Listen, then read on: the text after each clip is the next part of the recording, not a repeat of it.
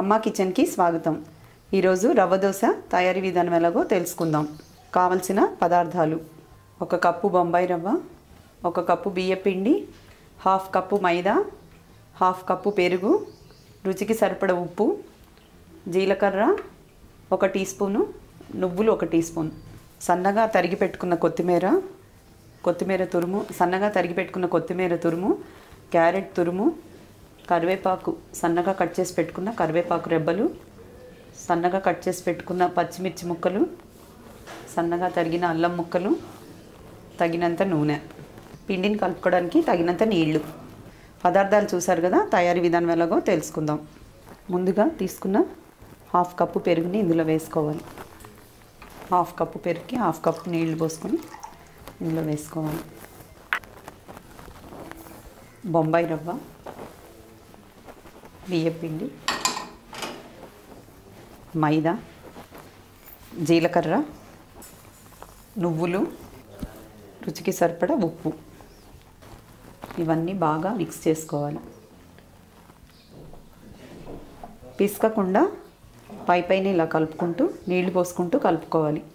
పిసకడం వల్ల బాగా ఉండకట్టేస్తుంది.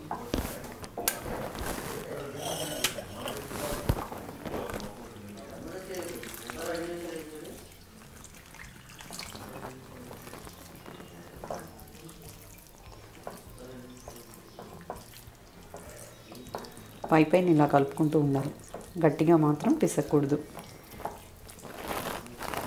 గట్టిగా ఇలా పిసికితే మాత్రం ఉండలు వచ్చేసి అవి మళ్ళీ కలుపుకోవడానికి చాలా టైం పట్టేస్తుంది. ఇలా పైన రౌండ్గా తిప్పుకుంటే అంతా మిక్స్ అయిపోతుంది. బాగా గరిటె జారుగా కలుపుకోవాలి. చూసారు కదా, ఉండలు లేకుండా చక్కగా కలిసిపోయింది. ఇలా ఒక 10 నుంచి 15 నిమిషాలు నానబెట్టుకోవాలి. దోశ వేసేటప్పుడు నానాక కొంచెం ఇంకా ముద్దగా అవుతుంది కాబట్టి దోశ వేసేటప్పుడు చూసుకుని నీళ్లు పోసుకోవాలి. బాగా గరిటె జారుగా కలుపుకుంటే పల్చగా వస్తుంది. ఇది ఒక 10 to 15 మినిట్స్ పక్కన పెట్టేద్దాం. స్టవ్ ఆన్ చేసుకుని పెనం పెట్టుకోవాలి. పెనం బాగా వేడెక్కాక కాస్త నూనె వేసుకుని దోశ అంటుకోకుండా ఉల్లిపాయ పైన కట్ చేసింది ఇలా తీసుకోవాలి. పైన లేయర్ కట్ చేసి తీసుకుని ఆయిల్ వేసి దానికి బాగా రుద్దాలి. ఇలా రుద్దడం వల్ల దోశ అంటుకోకుండా ఉంటుంది. చూసారు కదా, పెనం వేడెక్కింది. దీనిపైన క్యారెట్ తురుము,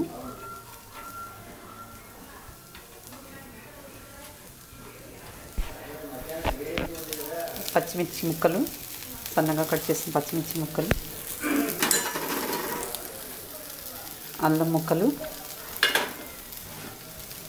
తుంచుకున్న కరివేపాకు రెబ్బలు, సన్నగా కట్ చేసి పెట్టిన కొత్తిమీర ఫస్ట్ అన్నీ వేసుకోవాలి. వేసుకుని దానిపైన ఆయిల్ వేసుకోవాలి. ఇలా వేసుకోవడం వల్ల బాగా ఇవన్నీ కూడా సమంగా కాలుతాయి. పిండిలో కలిపి వేస్తే పచ్చి పచ్చిగా ఉంటాయి కనుక ముందే వేసుకోవాలి. చూసారు కదా, పిండి ఇలా పల్చగా గరిటె జారుగా తీసుకోవాలి. మరీ మందంగా కాకుండా మరీ నీళ్ళలా కాకుండా ఇట్లా మీడియంగా గరిటె జారుగా తీసుకుని ఇలా పోసుకోవాలి.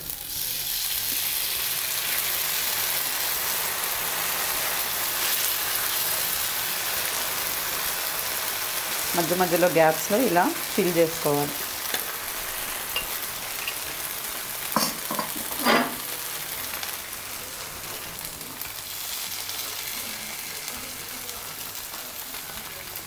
ఇలా మొత్తం వేసుకున్నాక చూసారు కదా, ఇలా చిల్లులుగా వస్తుంది. చూసారు కదా, ఇలా పిండి వేసాక చిల్లులుగా వస్తుంది. దోశ వేసుకున్న వెంబడే ఆయిల్ వేయకూడదు. కాస్త ఒక 2 నిమిషాలు దోశ వేగాక అప్పుడు ఆయిల్ వేసుకోవాలి. ముందుగానే వేస్తే మెత్తగా వస్తుంది. 2 మినిట్స్ అయ్యాక వేస్తే చాలా క్రిస్పీగా వస్తుంది.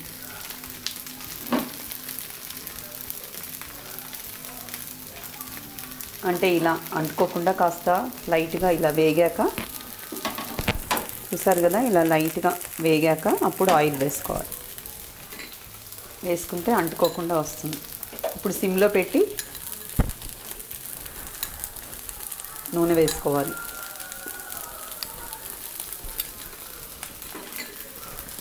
వన్ అండ్ హాఫ్ స్పూన్ నూనె చుట్టూరా వేసుకోవాలి.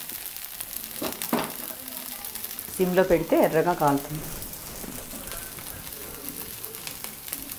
హైలో పెట్టి కాలిస్తే పచ్చి పచ్చిగా ఉండి కింద నల్లగా మాడిపోతుంది.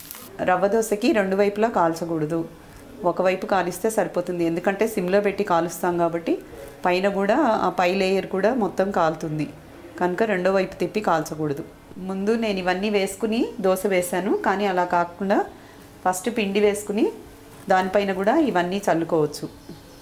ఇలా చక్కగా దోశ వేగిపోయింది. ఇలా మెల్లగా ఫోల్డ్ చేసుకోవాలి. అన్ని వైపులా కాలేటట్టు చూసుకుని దీన్ని ఇప్పుడు సర్వింగ్ ప్లేట్లోకి తీసుకుందాం. చూసారు కదా, క్రిస్పీగా రవ్వ దోశ రెడీ అయిపోయింది. మీరు కూడా ట్రై చేసి రుచి చూసి మీ ఫ్రెండ్స్కి రిలేటివ్స్కి షేర్ చేయగలరు. మీకు నచ్చినట్లయితే లైక్ బటన్ ప్రెస్ చేసి మా ఛానల్ని సబ్స్క్రైబ్ చేసుకోగలరు. Thank you for watching.